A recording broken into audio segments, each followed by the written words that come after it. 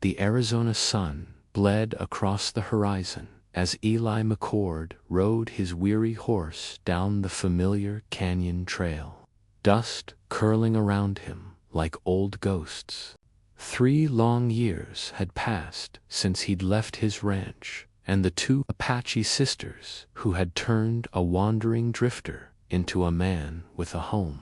He'd promised Nayeli and Tala he would return, carrying dreams of peace and a better life, but wars, cattle drives, and endless desert miles had stretched that promise into silence. Letters he'd sent were never answered, yet he had clung to hope as tightly as he held the reins. But when he reached the ridge that overlooked McCord Valley, the breath froze in his chest. The land he had bled for was different. The fields were untended, the barn sagged, and the corral stood empty. The smoke that once curled from the chimney was gone, and in its place hung a new sign across the gate, J. McCord Ranch, his brother's name. For a long moment Eli just sat there in the saddle, the wind tugging at his coat, the weight of betrayal pressing down like a storm. He remembered the last words James had thrown at him before he rode away. "You've shamed the McCord name, brother, marrying the enemy." Eli had left to prove that love could grow even in the dust of war, that peace was worth more than pride. But now he saw what that pride had cost him. He nudged his horse forward, the gate creaking like a warning. When he touched the charred post, he found the E he'd once carved into the wood, burned over, blackened to ash. A young ranch hand stepped out from the barn, rifle slung across his shoulder and suspicion in his eyes. "You lost, mister?" he asked. Eli's voice was calm but low. "I built this place. Name's Eli McCord." The boy blinked, uneasy. "Eli McCord's dead, sir. Died fightin' Apaches."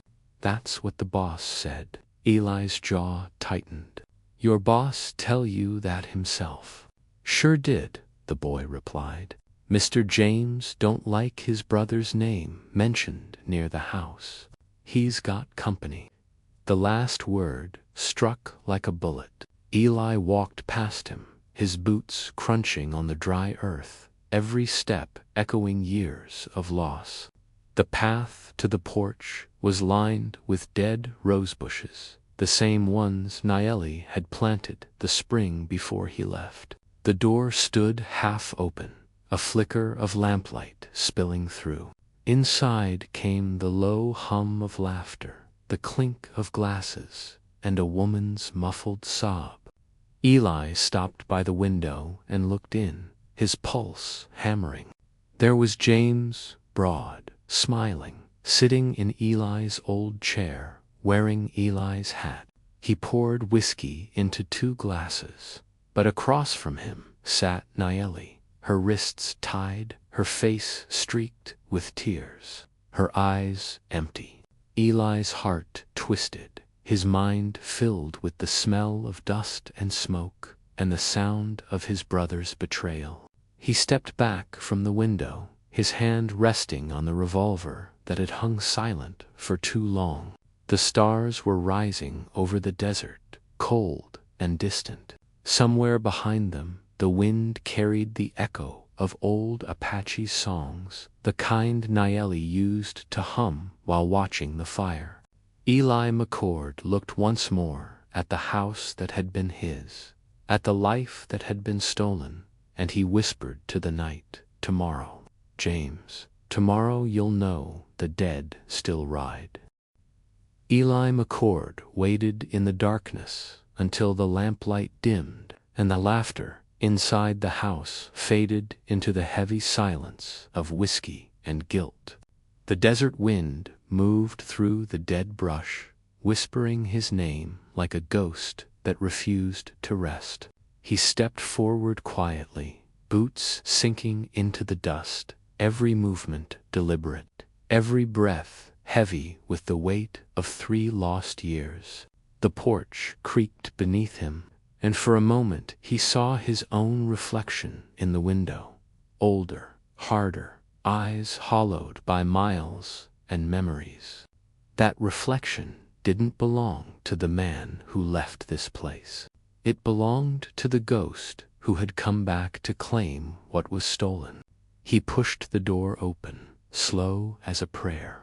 The scent of smoke and whiskey filled his lungs, mixing with the faint aroma of Apache sage that still clung to the wood from Nayeli's old incense.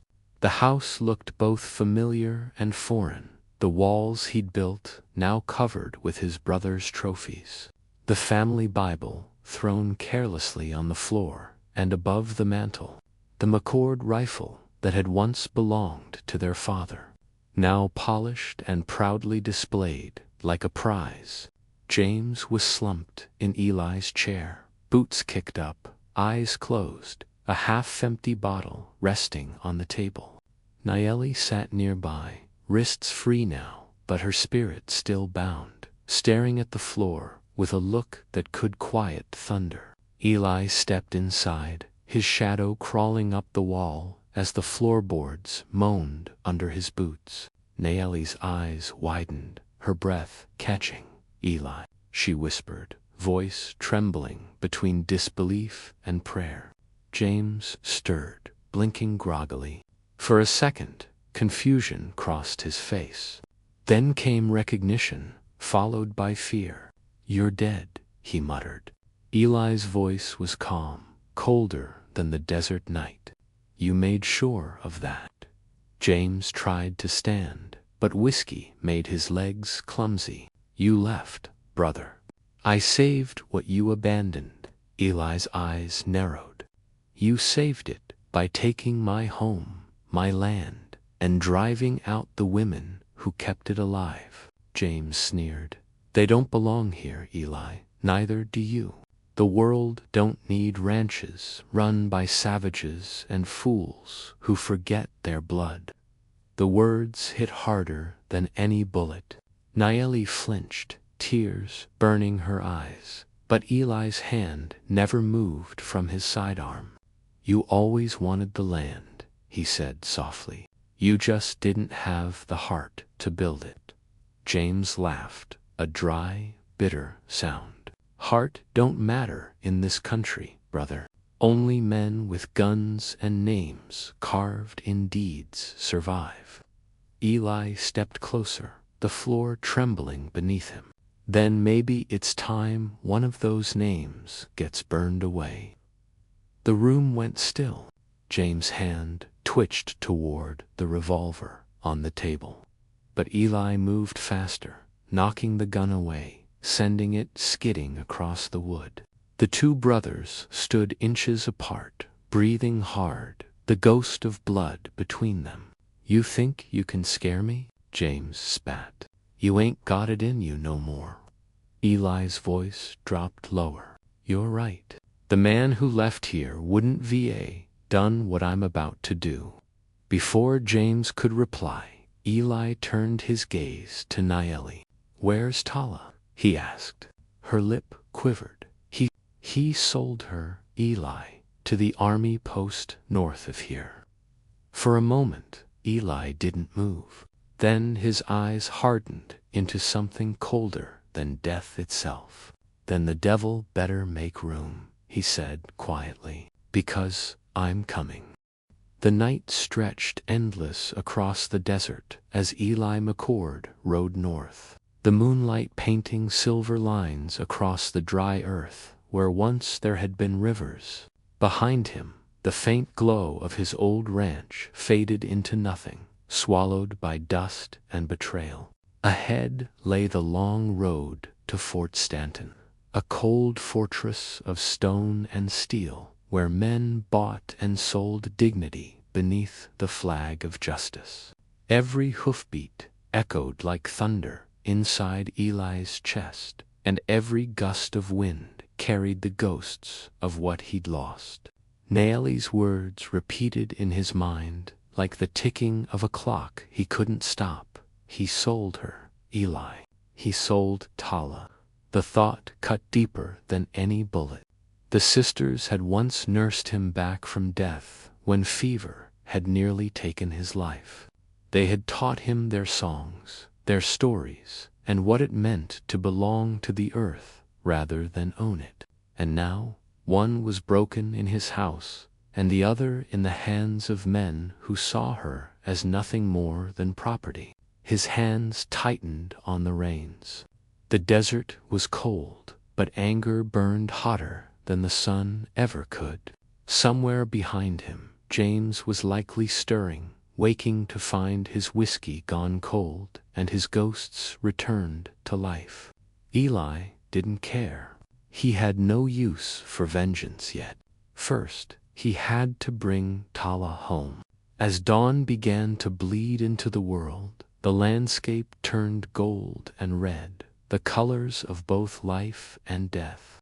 He passed the ruins of old camps, circles of stones and ash where Apache fires had once burned, where laughter and songs had once echoed through the canyons.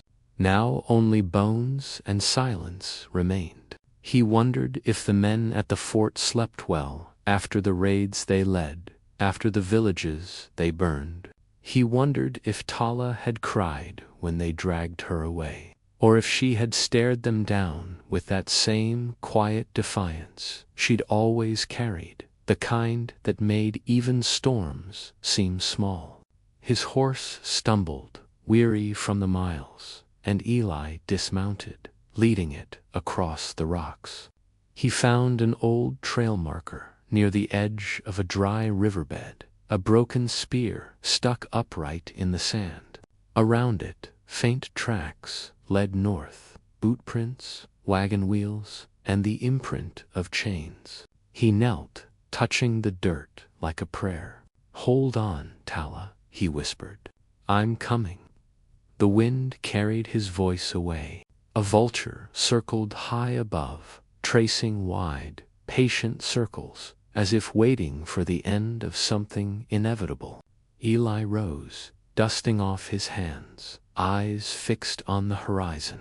Every part of him ached, the old bullet wound in his shoulder, the stiffness in his back, the hunger in his gut, but none of it compared to the fire in his chest.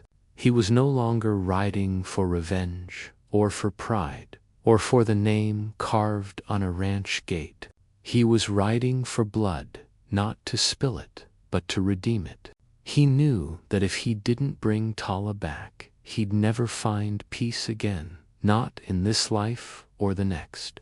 The trail ahead shimmered in the morning heat, long and merciless. Somewhere beyond it lay Fort Stanton, the men who had bought his sister-in-law, and the ghosts that would either save him or damn him.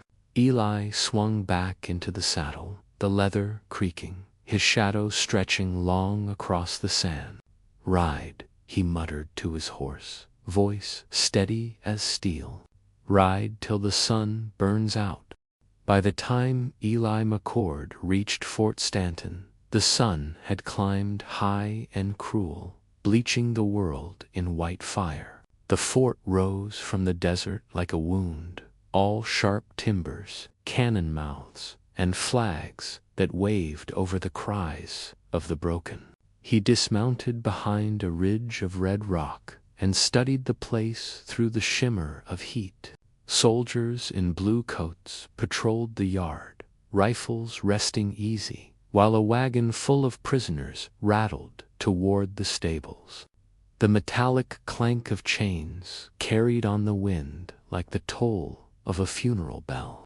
Eli's jaw clenched as he spotted dark hair glinting beneath the sun. Apache women, bound and silent, their eyes empty from days without water. Among them, he saw her, Tala, her wrists raw, her dress torn, yet her back straight as a spear. Even from this distance, she looked unbroken. Eli's heart twisted in his chest. He'd seen forts like this before, places that called themselves outposts of law, but smelled of whiskey, greed, and blood. He knew the kind of men who commanded them, men who took what they wanted and buried their conscience in the sand. He tied his horse in the shade and checked his revolver. Only 4 bullets left, each one heavy with purpose.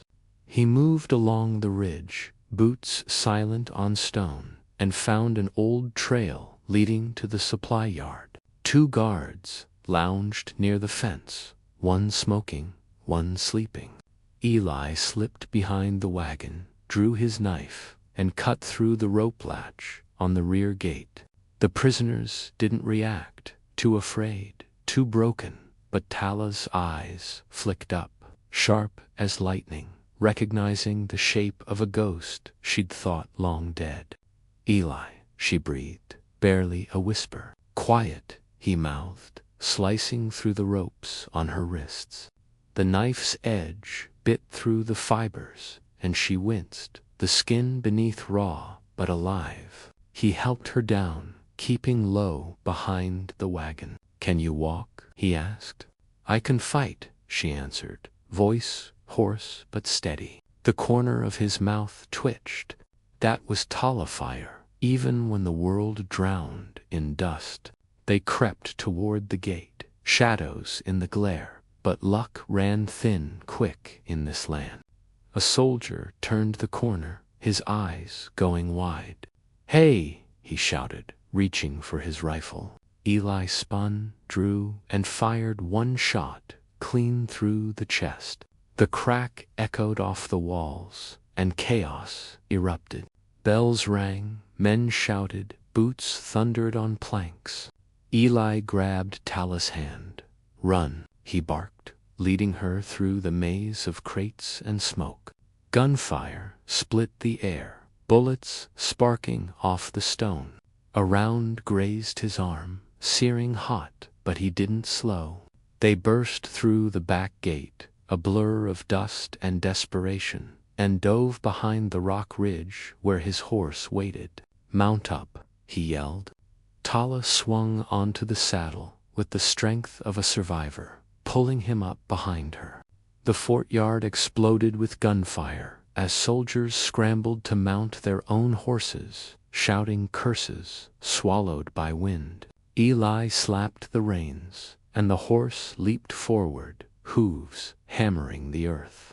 The desert swallowed them, dust rising like smoke behind a burning trail. Tala clung to him, trembling but fierce. "You came back," she whispered over the wind. Eli's eyes stayed on the horizon, the fort shrinking behind them. "I said I would," he murmured. But in his heart, he knew escape was just the beginning, because James McCord would hear about this before sundown. And when he did, blood would follow. They rode until the sun fell and the desert turned to silver under the moon. The wind tore at their faces, carrying the scent of sage and smoke, as if the earth itself remembered every crime committed upon it. Eli McCord and Tala didn't speak for a long time. Only the pounding of hooves filled the silence between them. When they finally slowed near a dry creek bed, Eli dismounted and helped Tala down. Her wrists were raw, her voice cracked from thirst, but her eyes still burned with that unbroken Apache fire. He found a small spring hidden beneath a ledge of stone and filled his canteen, passing it to her without a word. She drank, then stared into the night, where the horizon flickered faintly with the orange glow of Fort Stanton's watchfires. "They'll follow," she said softly. Eli nodded. "Let them." His arm still bled from the graze of a bullet, but pain didn't matter anymore. He tore a strip of cloth from his shirt and wrapped it tight. Tala watched him, her face hard but her hands shaking. "He sold me like cattle," she whispered, voice trembling. "Your brother looked me in the eye when he did it." Eli froze, his hands still on the bandage. "James?" he asked quietly. He told them I was Apache trash, she continued, the words heavy with humiliation and fury. Said he'd get good coin for me. Nayeli tried to stop him and he beat her. Then he drank and laughed while they took me away. Eli's vision blurred for a moment, not from pain, but from something colder. His brother's betrayal had always cut deep, but this was a wound that bled all the way to the soul. I should have killed him that night, he said, voice low. You weren't ready, Tala replied, lifting her chin, but you will be. The desert around them was quiet, except for the sound of coyotes calling far off, lonely, sharp cries that sounded almost human. Eli sat back against the rock, staring up at the stars. I left this place to find peace, he muttered. But peace don't live here anymore. Tala's gaze softened. It never did, but justice still can. Her words hung in the air, simple and pure, like the wind that carried them. Before dawn, Eli saddled the horse again. We'll ride to Red Mesa, he said. Old Apache ground. They won't follow us there. Tala touched his arm. They will, she said. And so will he. She was right. By the time the first light crept over the horizon, dust rose behind them, riders, at least 6, moving fast. James had wasted no time. He'd sent men to finish what he couldn't. Eli turned in the saddle, studying the trail. They're coming, Tala said. Good, he replied. Let's show them what ghosts can do. The chase began at sunrise. Thunder of hooves, the hiss of bullets slicing through the air. The world shrinking to the rhythm of survival. Eli rode like the devil himself was behind him, every muscle burning, every breath measured between life and death. The riders closed in through the canyon, shouting orders. One drew close enough to fire. Eli turned and shot once, the man falling silent, the echo rolled through the canyon walls like judgment. As the rest pulled back, Eli and Tala veered off the trail toward the jagged cliffs of Red Mesa. The desert swallowed their tracks behind them, erasing the line between the living and the dead.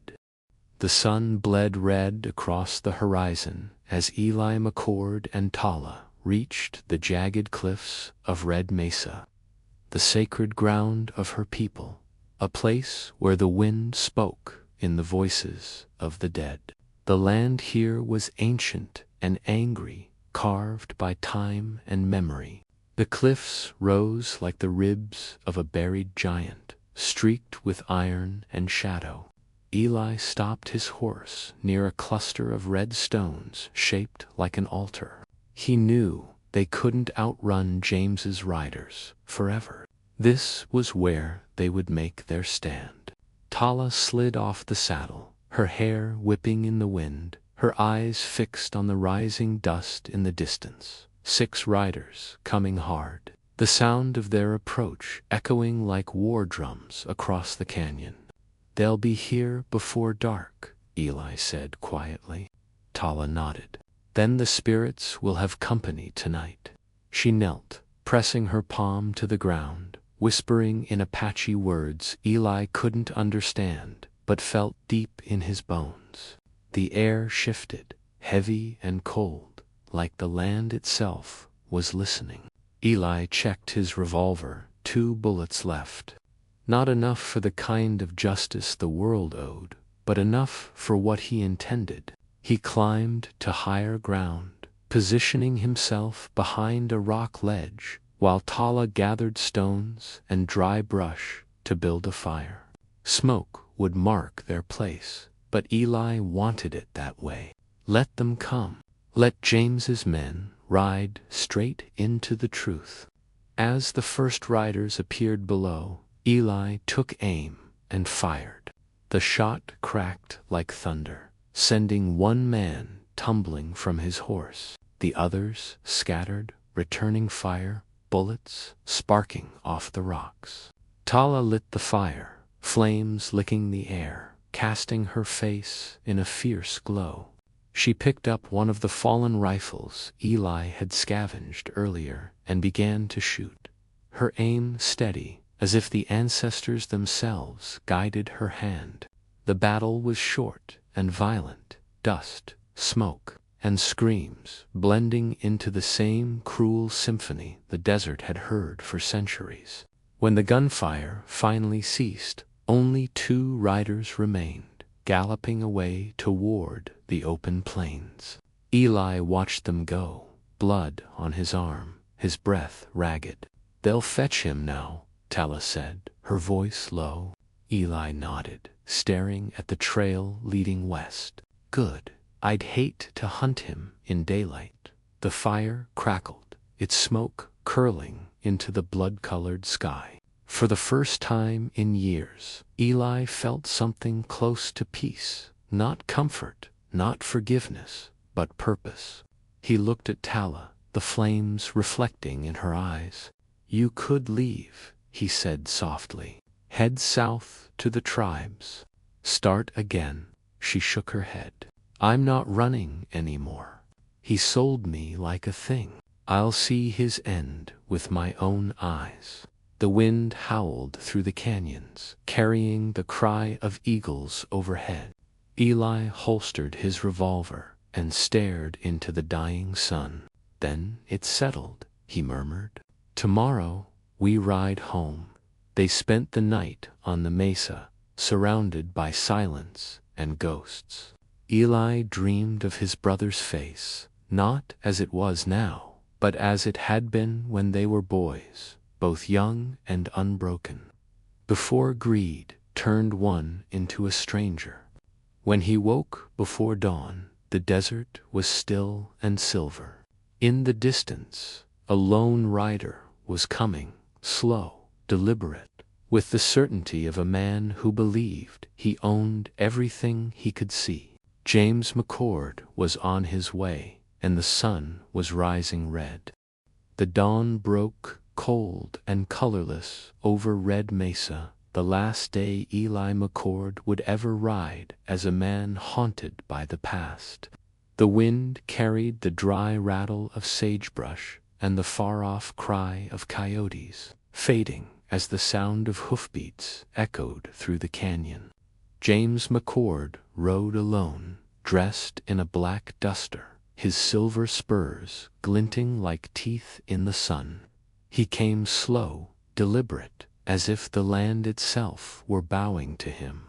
Eli watched from the ridge above, his rifle steady, his heart a dull hammer in his chest. He'd waited years for this moment, the day he'd face the man who'd stolen his ranch, his pride, and cast out the women who had given him something like peace. Tala stood beside him, her dark hair pulled back, the firelight from their morning blaze still burning in her eyes. "You don't have to do this," she said softly. Eli shook his head. "Yes, I do."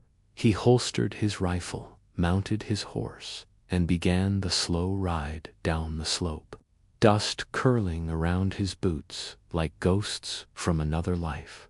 James dismounted. When he saw him, smirking, a snake's smile cutting across his face. "Well, look who crawled out of the grave," he drawled. "You've got nerve showing your face on my land." Eli stopped a few paces away, eyes cold as iron. "Your land," he said quietly. "This land was ours until you poisoned it."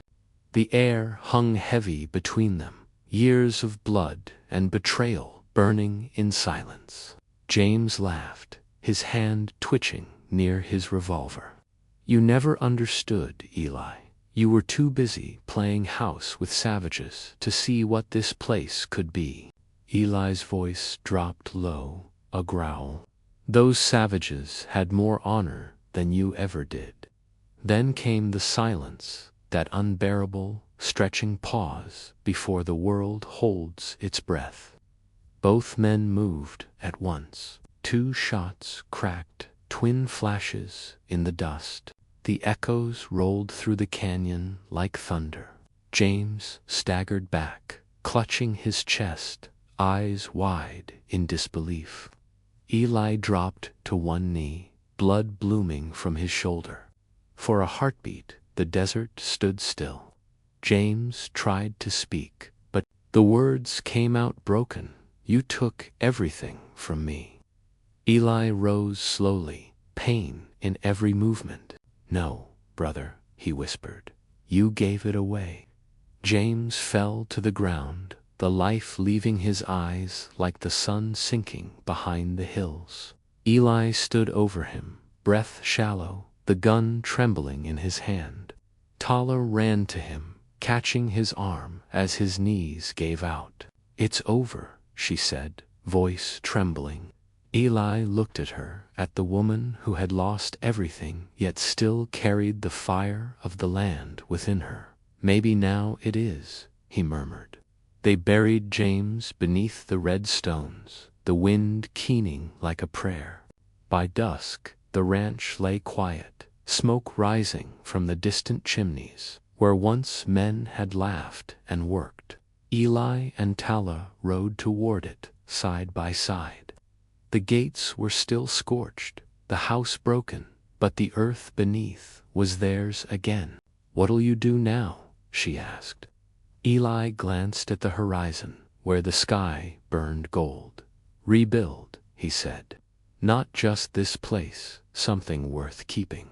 She smiled faintly, and the desert wind carried their silence into the setting sun. Behind them, the mesa glowed crimson, a monument to all that had been lost and found again. The ghosts were finally at rest.